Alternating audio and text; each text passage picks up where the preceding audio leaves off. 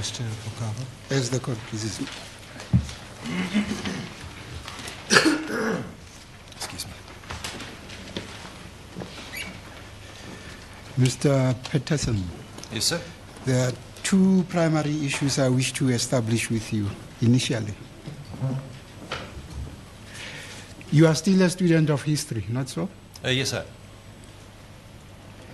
You studying towards your PhD, Yes, sir. and this is your 5th year into your PhD. Yes, sir. Why is it taking you so long? If you look at the statistics, I'm actually below average at the moment. 5 years is by no means a long time to be working on a history PhD.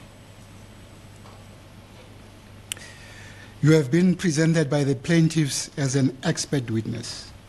Yes, sir. What is your particular area of expertise, if any? Beg your pardon? If any. I would say that my particular expertise lies in the colonial thinking and the way that colonialism created the world that we live in today. Let's go to your PhD. Let's go back to your PhD studies. What is your topic on? I'm looking at the development of a kind of traditional horse racing that's found in the former homeland areas of the Eastern Cape and a bit more broadly as well. Yes.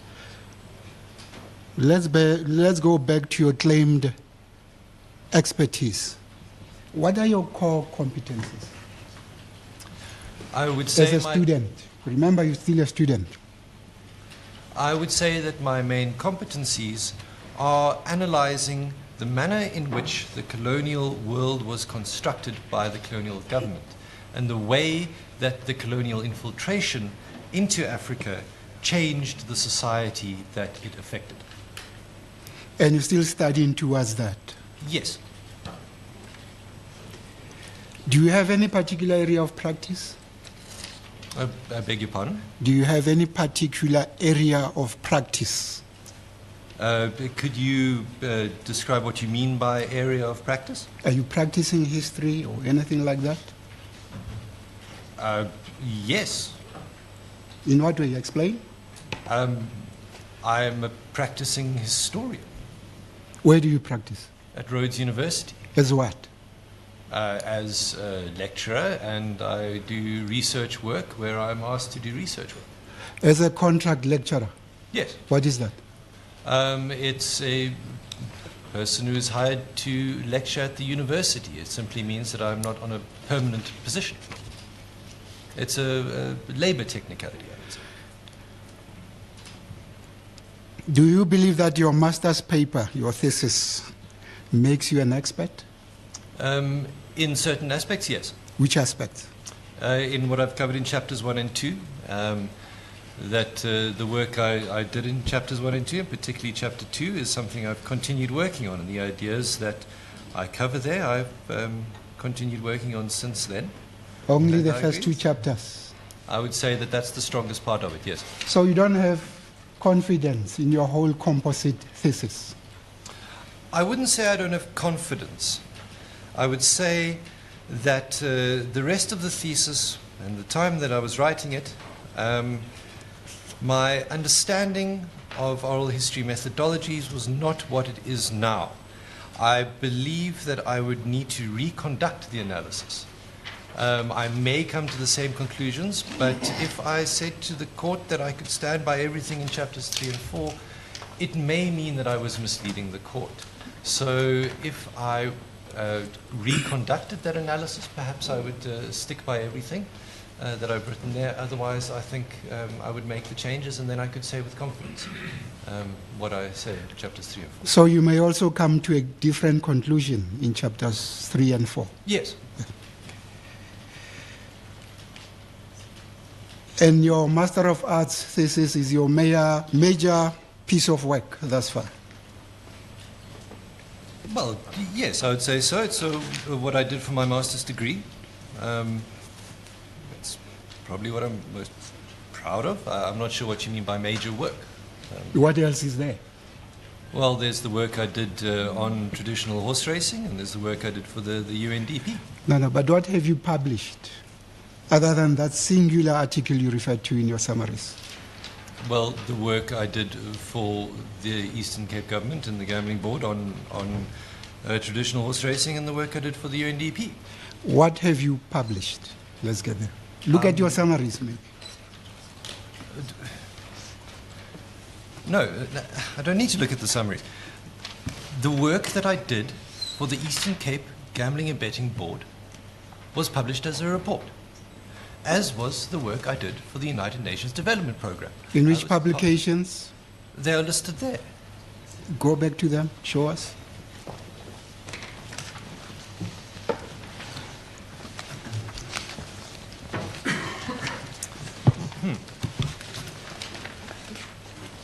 Well, the status of traditional horse racing in the Eastern Cape.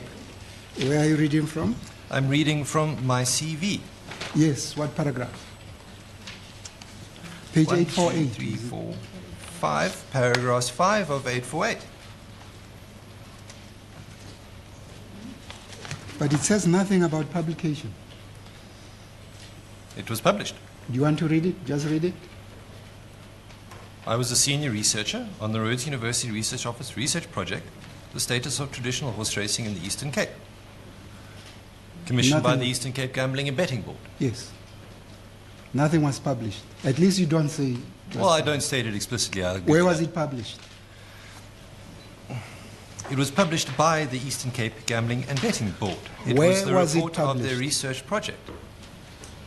Where was it published? I'm not sure where it was printed, but it was a publication. I have a copy of the publication.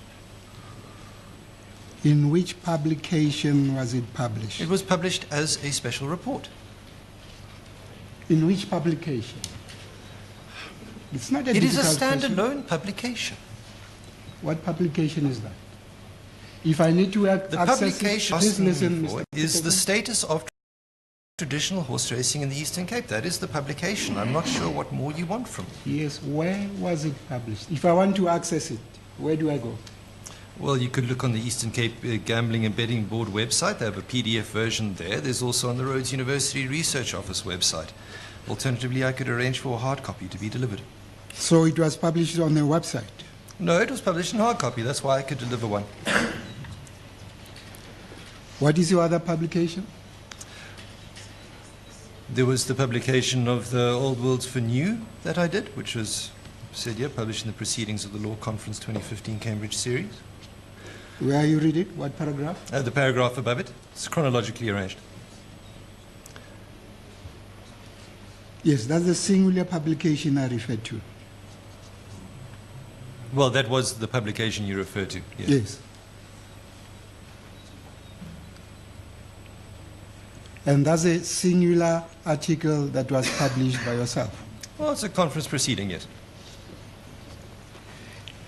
You see, I'm asking you all these questions because we're going to submit that you are not an expert of any shape or form to be able to can assist this court on the issues that are before this court. Do you have any comment? Yes. I was asked to come to this court and discuss the process of prohibition. I've come to this court and I've discussed the process of prohibition. I'm not a lawyer, and what the court does with that information is not my concern. And what you argue about this information is not my concern either. But I have come to offer the court material that I've been told may be of, and I've done that.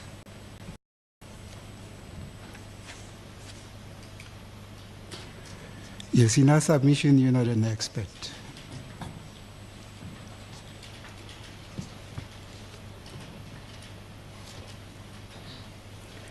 Okay. Let's move to the second issue. In our submission, evidence before this court, including your thesis, has some unfortunate racial overtones, and I'll tell you why. In your summaries, you do not refer to any book or work or publication or history narrated by black people, any black person, or an African. Is that correct? You're referring to my thesis? Let's start with your summaries. Oh, with the summaries? Yes. Yes, that's true. Shanok is not a black person. Yes, that's true. Page 839. Jutoi, obviously not a black person. I wouldn't say obviously. I think that's very presumptuous, but you are correct in this case. Mills. He's Scottish, yeah. Deacon. Deacon is at the UCT. Yeah, I believe it is a white woman, yes. Yes. McCullough. Male, yes, white male. Yes. Let's go to your thesis. All right. In your thesis, you have some 77 citations. Yes. That you relied on Where by exactly individuals at the end of your thesis. Okay. Do you mean my bibliography and references? Yes, exactly. Yes, yes, Yes. all right. Yes. Okay. There are about 70. 985, correct? Yes, yeah. Yes. There are about 77 citations or references. Yes. Of course, some of them are repeated. But you cited... None of them will be repeated. That's the point of a reference list. No, I mean the names. Oh, yes. Yeah. Yes. How many of those 77 citations are black or African? I've got no idea. Is there any black person there? I've got no idea. Go through. Take your time. It's very hard to tell the race of someone by their name. But I do know some of them, and I'm pretty sure that I cite Professor Kepe here. Yes, I do cite Professor Kepe. Now, I'm sorry, what is the relevance of... It's very relevant. This?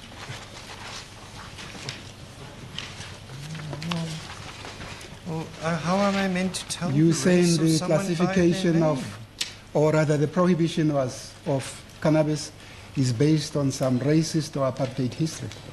Well, yes. So is the composition of our academic world.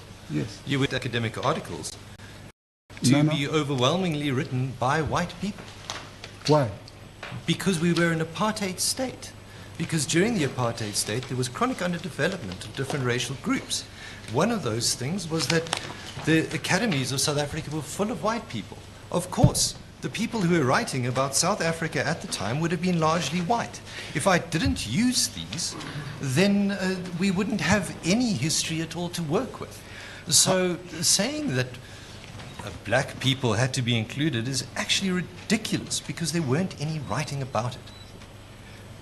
How do you tell a history of a people without their engagement? I have not tried to tell the history of a people. What were you telling? I was writing about the processes of prohibition and the processes of resistance. Is that not a flaw? No, that's not a flaw. That's a topic, sir. Are you saying Africans cannot tell their own history? No, and I never would say that, and I don't see how you could imply that I have.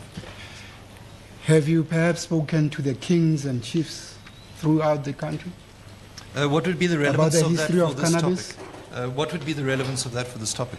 About when I'm looking at the process of prohibition... You see, you interrupting me. You asked me a question? No, so please let me finish. So that, history is all about context. I must give you the context if I'm to properly inform the court of what I'm doing. Now, when we're talking about prohibition, we're talking about a state that was racist, we all accept that, and was run by white people.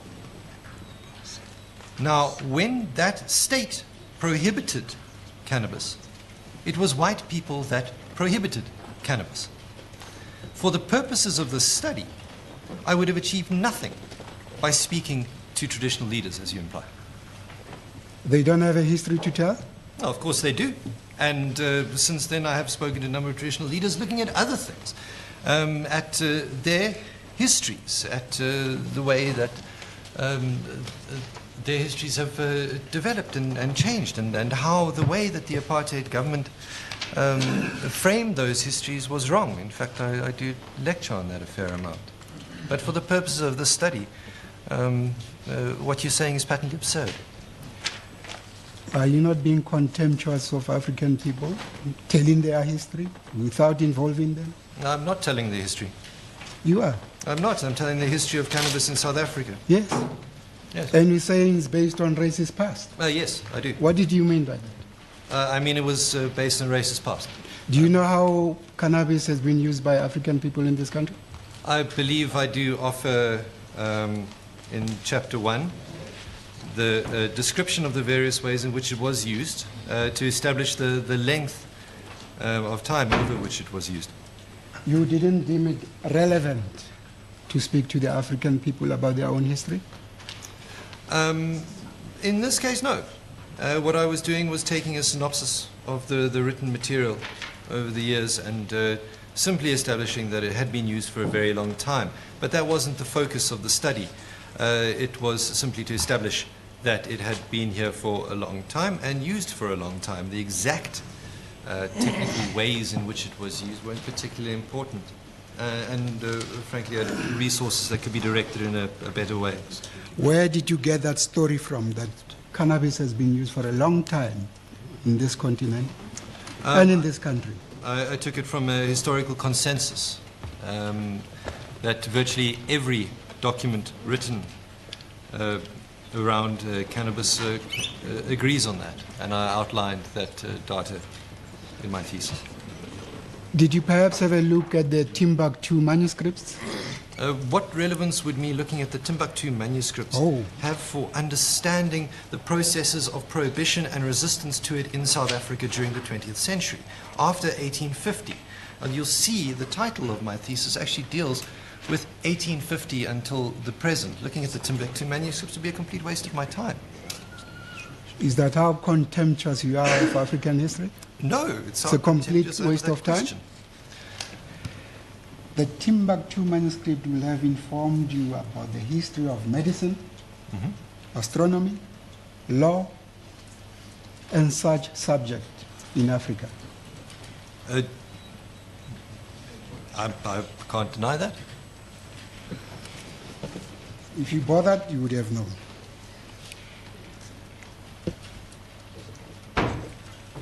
Let's move to a different point. Right.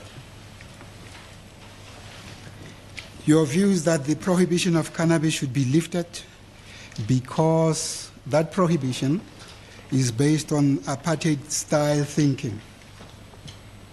Are you listening? I'm listening. I'm just making sure I understand the question by making notes. Yes? Is that correct?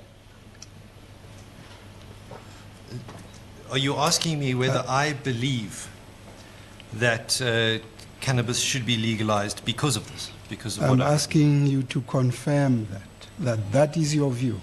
No, that's not my view. I ask you to listen. It's not your view. No, I've never said that. Can you turn to page 846?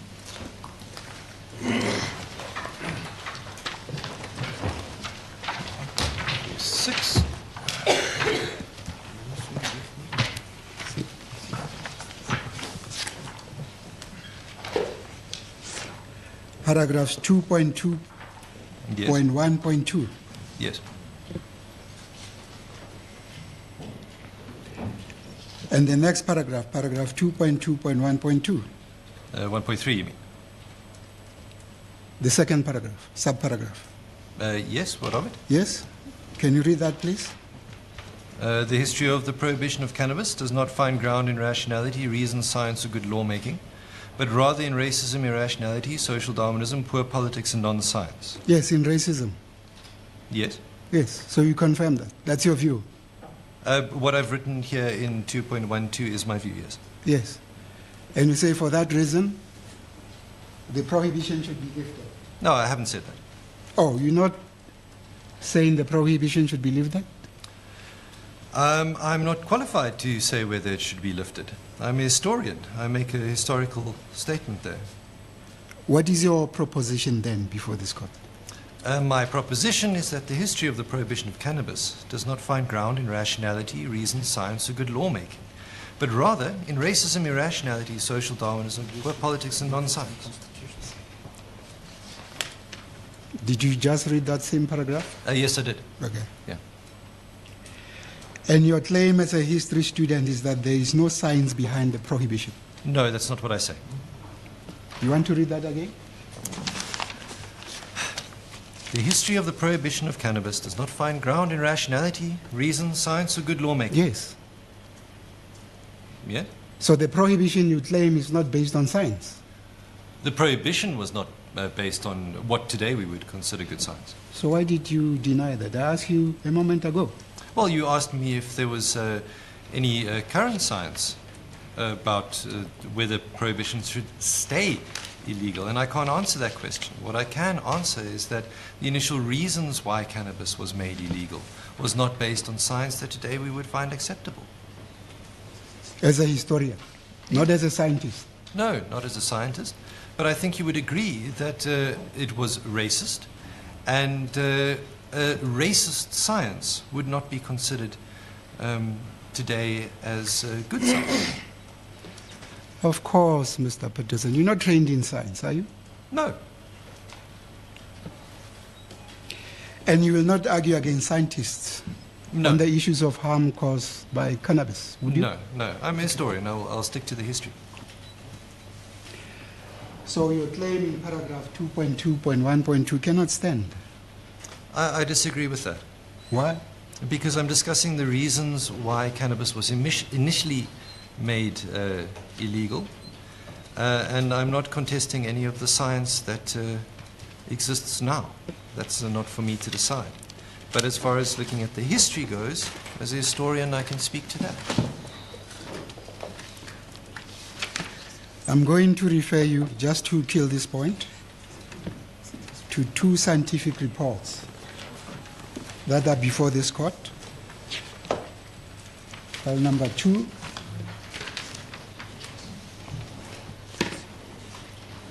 Do you have file number 2 there? File number 2 of 6.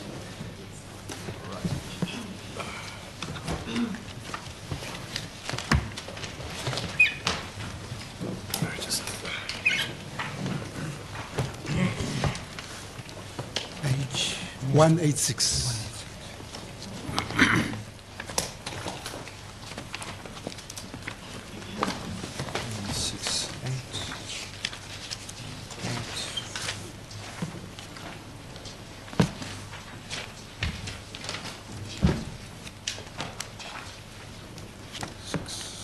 Okay.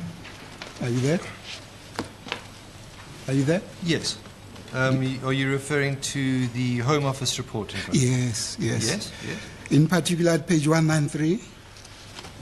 193. Paragraph 4.3.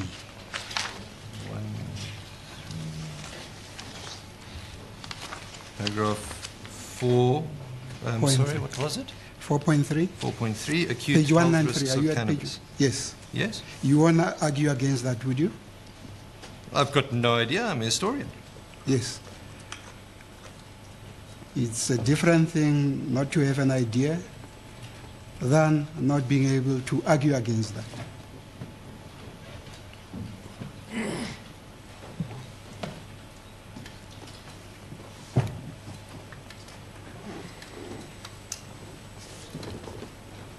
What that paragraph says, just to summarize, is that cannabis does cause harm. Would you accept that? Coming from scientists? Including Professor Matt. I'm not here as a scientist. I've got no idea how to weigh up what is good science and what is not. That's for the scientists to argue about and the court to decide. Mr. Patterson, this is a simple question. Would you argue against that? Yes or no? It's not a simple question, because what you're asking me to do is that I've come here to speak about a certain thing, and you're saying will you speak about something that I'm not qualified to speak about? Yes, but would you dispute that? If scientists tell you that cannabis does cause harm, would you argue against that? I would look at the various studies involved. I certainly wouldn't develop a professional opinion on it. There's one of the studies I'm referring you to. One of the studies amongst thousands, I presume. But then again, I'm not familiar with the medical literature or what's involved in that. I'm not willing to take a stand on what the health risks or benefits are. I thought that's why someone like Professor Nutt was here. You're being evasive, Mr. Patterson. I'm not on being a simple evasive. I've issue. been asked to make a statement about something I know nothing about. Yes, I'm asking you, would you argue against that? Yes or no? Would I argue against the fact that I know nothing about what you're speaking about? As a history student, would you argue against scientists who tell us that cannabis does cause harm? Would I argue against scientists who tell us that cannabis does cause harm? No. Nor would I argue against scientists who say it does not, because I'm not a scientist. My Lord, we're going to argue about this witness and his conduct. Yes, I later. think it should be left for argument. Yes.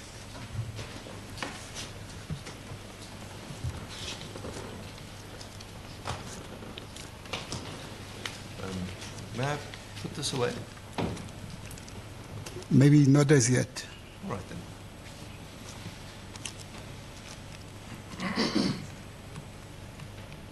I told you that that report or article refers to acute health risks of cannabis. You noted that?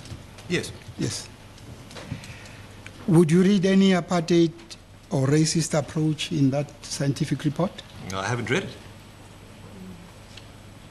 You haven't read it? Let's read it. Go to page 193. Are you there? Yes, I'm on 193. Can you read paragraph 4.3.2? Cannabis produces dilation of some blood vessels and leads to constriction of others. The characteristic redness of the eye shortly after exposure is due to dilatation of the conjunctival blood vessels. More problematically, it consists of other blood vessels leading to an increase in blood pressure. Cannabis can also disrupt the control of blood pressure, leading to lower standing blood pressure and increased risk of fainting. Cannabis also produces an increase in heart rate. Maximum increases in heart rate occur within 15 to 30 minutes of inhalation and remain raised for 2 hours or more. Tolerance to the cardiovascular effects of cannabis occurs with repeated use. Read the next one, 4.3.3.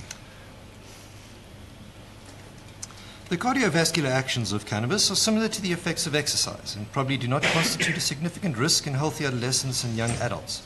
They can, though, be dangerous in people with diseases of the cardiovascular system, especially those with coronary artery disease, irregularities of heart rhythm, high blood pressure, or individuals at risk of stroke. You understand that? It seems fairly straightforward, yes? Oh.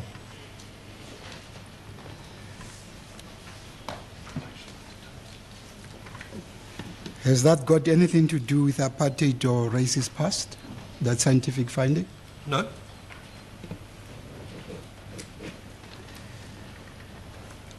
Do you accept that South Africa is now a democracy? Yes, I do. And do you accept that in a democratic state, the state has a legitimate interest in protecting the public against harm, including harm caused by cannabis? Yes, I don't see anything wrong with that statement.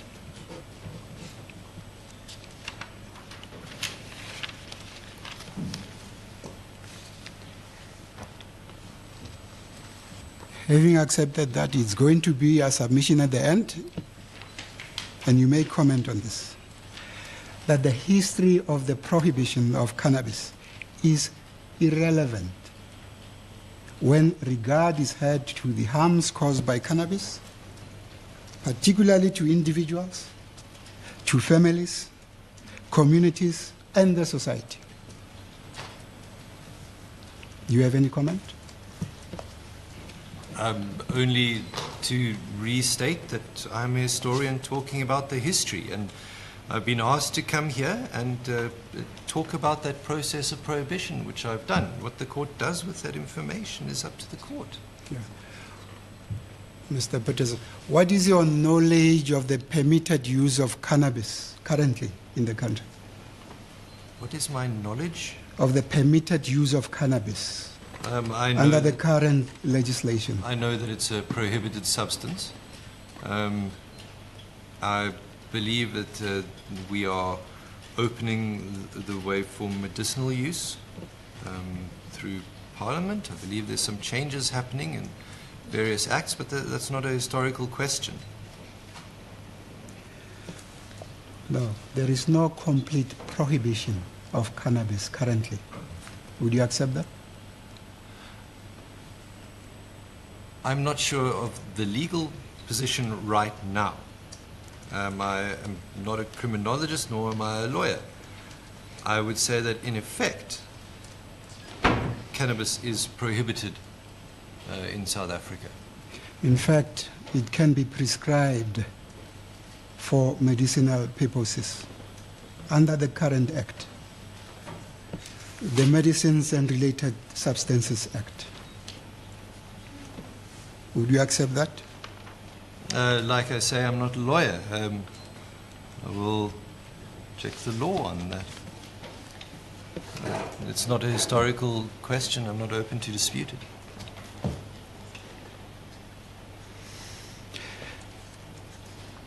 In your summaries, you do not state the extent to which the prohibition should be lifted, or do you? No, I've never stated to what extent I think the prohibition should be lifted. I don't think that's a question for historians to answer. I think that part of the reason these proceedings are happening is in order for the court to decide what should happen. But why now do you answer questions that relate to the history of cannabis that is not based on science? We find that in your conclusion. Yes, that's my conclusion as a historian, yes. Once again, as I've stated before, when I speak about the prohibition of cannabis not being based on science, I speak specifically about the moment of prohibition, that time when cannabis was prohibited. And I'm in no way referring to the current regime of prohibition that's happening in South Africa. That's not my question to answer. Just to complete on this point, can I refer you to file 3? File 3? Yeah. Page 693. Yeah.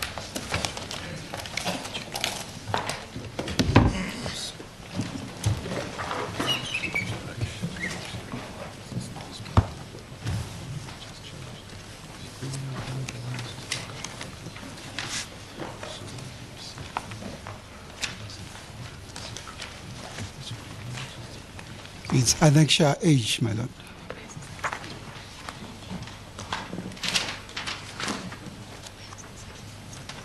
Which page would that be? 693.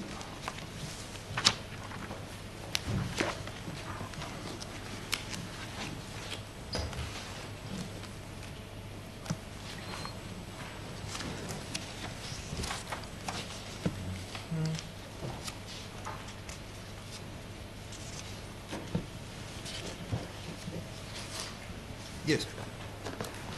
The UN report, Yes. country profile. Yes. Yeah. You said you did some work with the United Nations. Well, with the development program, not the Office on Drugs and Crime. It's a completely separate unit. Yes. Is that not part of the United Nations?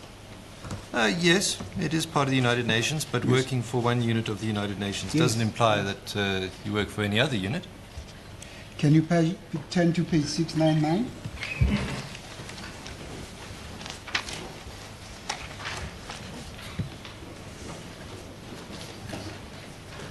Are you there? I am. This is an executive summary of a document compiled by the United Nations in respect of South Africa. Yes. If you look at the executive summary, it discusses the issue of drugs. Can you see that? Right at the top? I see that. Yeah. And it says South Africa in the regional context. Don't worry, I'll read that for you. South Africa is by far the largest market for illicit drugs entering Southern Africa. You wouldn't argue against that, would you? I have no evidence to argue against that. Yes. Let's go to the second point, consumption trends. Are you there? Yes. It reads, cannabis is the most prevalent illicit drug used in South Africa. Mandrax is the second most commonly used illicit drug. Would you argue against that? I'm not a criminologist, nor do I work in this field like that. Would you argue against that? Yes or no? No, I wouldn't argue against that. I'm not qualified to. Let's go to the third point, ethnic segmentation. Although increasing social ethnic integration is evident, the drug consumption markets of South Africa remain ethnically differentiated. The extreme income inequalities between the different broad ethnic segments affect drug affordability and thus consumer choice. You won't argue against that, would you? No. Yeah. The next one, drug use and HIV/AIDS. Ongoing research in South Africa is demonstrating a link, other than that related to injecting drug use, between substance abuse and the spread of HIV/AIDS. You won't argue against that either. I'm not qualified to argue against that. I'm a historian. Yes. Prevention and treatment. Official funding for both prevention and treatment is very limited. The health and education sectors have been only minimally involved in prevention activities. The non-governmental community plays an active role in both sectors. There is currently no national program for primary prevention or awareness campaign. You can't argue against that, coming from the United Nations. I'm a historian. Yes. The most I'm important not one. sure why I'm being asked these questions. As If you a historian. listen, you'll realize why. Okay. The last one, trafficking trends. The drug trafficking activities of organized crime groups are linked to numerous other criminal acts, ranging from car hijackings and robberies to the smuggling of firearms, stolen cars, endangered species, and precious metals. South Africa now features prominently in international drug trafficking networks. You won't argue against that? No, not at all. In the light of what I've just read to you, coming from the United Nations, would you accept that the government has a legitimate interest in preventing those harms that I read to you? I would say that government has a legitimate interest in protecting society from harm, yes. Thank you. Lastly, it's going to be a submission that your whole history that you testified around is irrelevant to the issues that are before this court. Do you wish to comment? Well, yes, that's not for me to decide. I've been asked to come and present this before the court, and if it helps the court, I'm glad I did it. But I'm not a lawyer. I don't understand the process involved with this case. I'm an historian who was asked to present his views on why cannabis was prohibited in the first place. That's what I've done. And that's what I have to offer the court. Good. Those would be the questions, my lord. Thank you, Mr. Bokaba.